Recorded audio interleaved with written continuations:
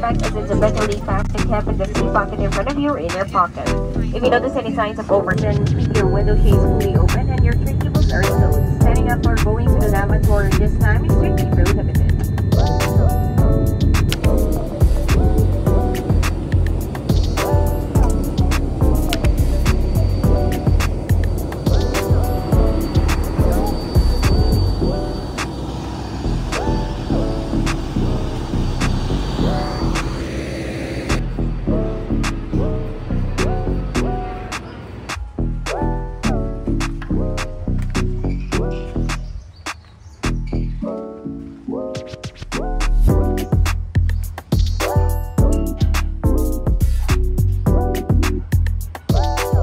Hey guys! So we're here na at our room at Nirvana Hostel. So ito yung room. Look. Na-try ko na tong higaan. Grabe, sobrang comfy guys. Sobrang cute. Sobrang cute ng room. Simple lang. But, ang cute.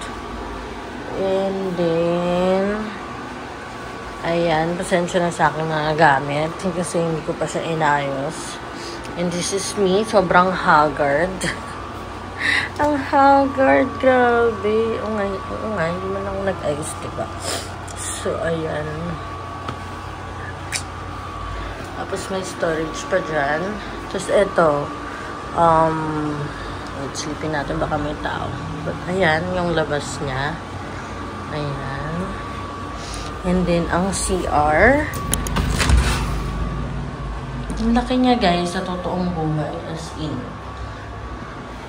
I'm not sure lang kung wala ba talagang shampoo and conditioner. And so, kasi parang alam ko merong nakalagay ito. But, as of now, wala. So, I will ask later. And then, this is me again. With 2 trash cans. Ayan siya guys.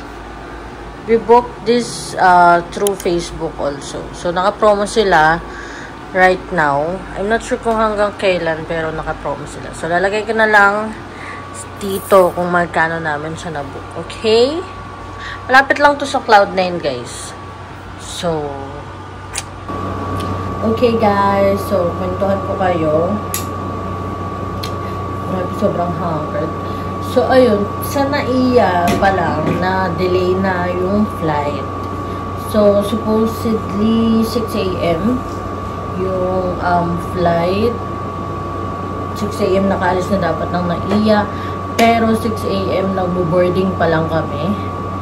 And then, na-delay pa sa take off. Kasi marami daw plane na nagte-take off. Kanina. So, parang mga 7:36 na nag-take off yung plane. Nakarating siya sa... Hindi siguro 7:36. Baka quarter to 8. Mga ganon.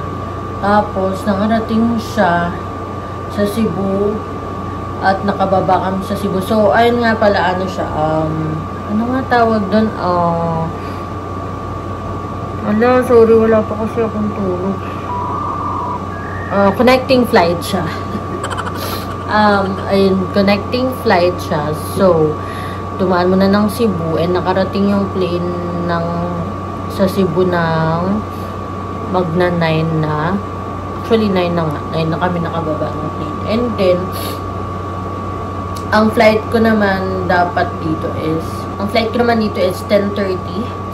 So, boarding time na ng 9:35 dapat. Pero, delayed din. So, nag-boarding kami ng mga 10:15, ganun. Tapos, 10:50 yung take-off. I'm not sure, hindi ko na tinitignan yung oras. But, ayun, nakarating kami ng 12 ata. Wait, let me check. Ayun, so, nakarating kami ng 12 dito sa airport ng Siargao. And then, nag-request kasi ako ng pick-up dito sa hotel. Yung pick-up na yun is, marami siyang siniservicean ng hotel. So, hindi lang kayo. So, kahit mag-isa ka, okay lang din. 300 pa rin ang fee. Ayun, nakarating ako dito sa hotel ng mga 1 ata. But, supposedly, pwede naman sana sila ata ng early check-in since wala na ang mga naka-check-in and nalinis na yung room. Kaso, sakto pagdating ko, umalis yung caretaker, si Ate Len, para may binili ata. So, nakabalik din siya ng 2 p.m. which is the standard check-in din. So, ayun, nakapasok na tayo. Kwento ko lang din kayo ng short bakit ako sobrang nahagad. Kasi wala akong kain, wala akong tulog. I mean, kaya naman natin yun i-handle. Tapos, sinisipon ako siguro dahil wala akong tulog. Pero, nahagard talaga ako dyan. Please don't judge me. Nahagard ako dun sa plane. Oh, nakakatakot pala talaga pag... Although, during the flight, hindi ako natakot. Kasi maliit nga yung plane. Ito, diba? Pero pag pababa yung plane, mararamdaman mo talaga siya. Para kang nasa, para kang nasa rides. Ramdam na ramdam mo. Tapos, nung huminto na yung plane, sabi ko, shit, nakakailo. Tapos, ako kasi guys, kapag nahihilo ako, or parang yung umikot yung chan ko, matagal akong makarecover, parang kailangan ko munang maghintay ng ilang minutes or 30 minutes to 1 hour na nakasteady lang ako, na hindi na ako, yung walang motion or walang kotse, gano'n, hindi ako nakasakay sa kotse. Kaso nga, dumiretso agad ako dun sa van. So, during nung nung biyahe sa van, nahihilo pa din ako. Hindi ko tuloy ma-enjoy yung view na daanan na namin yung mga coconut,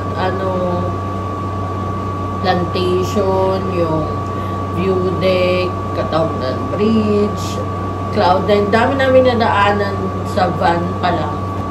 Hindi lang din naman ako kasi kahit yung mga kasama ko sa van, parang pagod na pagod din sila. Natutulog na yung iba, tapos hindi rin sila nagpipicture or nagpipideo. Or hindi nga, wala nga nagsasalita eh. So, ayun, habang nasa van, nahihilo na talaga ako. Tapos, medyo nasusuka na ako. Sorry sa mga kumakain ngayon. Pero ayun, nasusuka na talaga ako nung pabiyahe kami. Tapos, napipigil ko siya. Tapos, nung nandiyan na kami sa Cloud9, parang may paliko or biglang pumreno ata yun. O biglang promeno. Doon ko naramdaman na, oh my God. Talagang, ito na siya. Hindi ko na talaga siya mapipigil. Sabi ko, malapit na. Tapos, nung sinabi na, okay, Nirvana. Bumaba na ako. Slow motion. Saan po banda? Tapos nung nandiyan na ako sa harap ng hagdanan, ng entrance netong hostel, hindi ko na kinaya guys. Buti na lang walang tao. Kakaya. Ayun. So anyway guys, feeling ko, ang bala ko talaga is lalabas, kakain for lunch, or mag-ikot-ikot. But, dahil wala nga tayong tulog, feeling ko magpapahinga na lang ako. Maliligo ako tapos magpapahinga. Tapos itatry natin lumabas mamaya before sunset siguro. So, ayun. See you later.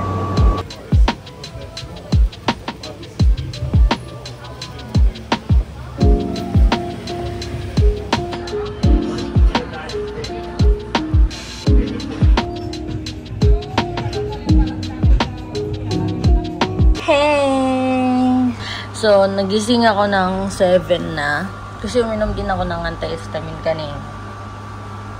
Nagising ako 7 na. Sabi ko, baala na kung anong oras ako magising. Kasi kailangan ko din mag-rest. Kasi, hindi talaga okay yung pakiramdam ko kanina. Hindi naman siya nilalagnat. Pero grabe yung sipon ko, yung allergy ko. Sakit na ng ulo ko. So sabi ko, bahala na kung anong oras ako magising. So, nagising ako ng 7, nagbihis agad ako para kumain. So, ang una kong pinuntahan is sa Bamboo. Nga pala guys, yung mga tricycle dito. Pag mga nakapila, wag nyung sasakyan. Wag kayong gumaya sa akin. Ang sakyan nyo yung mga, ang sakyan nyo is yung mga umaandar, magpara na lang kayo. Pero dito kasi kanina, madilim kasi yung mga kalsada. So, kanina, gumaw na ako dun sa nakapila dito sa, sa kanto ng hotel. So, ayun. Taga tayo, 150. 150. Tapos, ayun, nag-Bamboo tayo for matcha and then lamesa for dinner. So, balakot pa sana kaninang maglakad-lakad, magtingin-tingin. Kaso nga lang, umuulan. Tapos parang, hindi pa rin talaga okay. Parang gusto ko pa rin talagang humiga. So, sabi ko, go, uwi na ako. Marami pa naman tayong days. Although, bitin. Pero, gagalingan na lang natin sa mga sunod na araw. Mag-extend na lang tayo. Sorry. Tapos, ayun, pag uwi, 50 pesos lang yung siningil ng tricycle. O, diba? So, ayun. Pero, check ko, umuulan din kasi, kaya parang tinamad din ako talaga. Parang bala ko rin kanina is maglakad lang ako ng konti, titignan ko yung store sa tabi ng lamesa. Pero, nung sinabi ng waiter na umuulan, sabi ko, sige, uuwi na lang ako. Tapos, ayun, si lamesa, sige, rate natin si Bamboo. Okay lang. Kung talagang umiinom ka ng matcha, tapos gusto mo talaga yung parang matcha na lasa, feeling ko tagilid. Kasi more on the milky side siya. And ako, prefer ko talaga is yung maglalasa talaga yung matcha. And then, si lamesa, grabe yung service nila guys. Nagulat ako, sobrang accommodating. Lahat ng waiter, waitress, kahit hindi dumaan ka lang, grabe yung greeting. Tapos, syempre medyo pricey yung food nila. Though hindi naman siya kagaya ng mga fine dining restaurants yung presyo. Parang okay lang, mid-range ganun. Okay lang din yung food. Masarap yung tiramisu nila. Siguro talagang hindi lang pa ako okay, kaya hindi ko pa siya masyadong na-appreciate.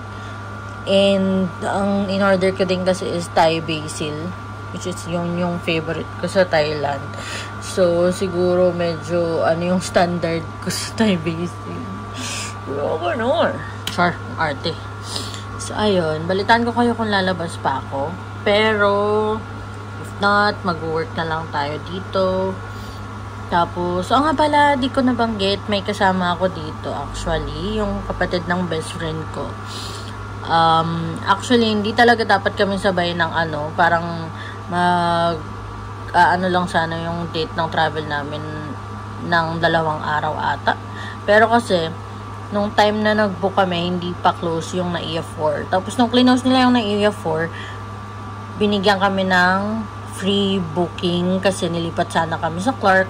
Pero ako, pinili ko pa rin yung Manila to Cebu to here. Tapos siya, dadaan pa rin ng Cebu kahit galing na sa Clark. But, ayun, hindi ako nag-change ng date, pero siya, nag-change siya ng date namin. Sabay sana kami, pero nung malapit na yung trip, nirebook na naman, na-change na naman ng date yung kanya. Dapat today din siya, pero na-change na naman ni Cebu Pacific. So, ayun, bukas kami magkikita. Dadating siya dito ng morning. So, ayun lang guys. I'm not sure kung lalabas pa ako mamaya para makapag-walking kapag tumigil-tigil na yung ulan. But, if not, goodbye and see you tomorrow. Speed test here at the hotel. So, yan ang result. 25.55 for download and 26.46 for upload. I mean, not bad, but there are times na medyo parang bumabagal, tapos biglang bibilis. Ganun siya. Yan lang. Okay naman. But, hindi ko pa siya nasubukan. Mag-work pa lang ako. So, balitan.